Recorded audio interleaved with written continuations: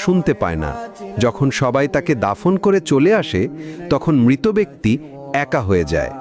ঠিক তখনই মহান আল্লাহ তাআলা তার আত্মাকে পুনরায় তার দেহের মধ্যে ফিরিয়ে দেয়। প্রথমে মৃত ব্যক্তি এটি ভেবে নেয় যে হয়তো তার খারাপ স্বপ্ন শেষ হয়ে গেছে এবং সে ঘুম থেকে জেগে উঠেছে, তাই সে আল্লাহর কাছে কৃতজ্ঞতা প্রকাশ করে।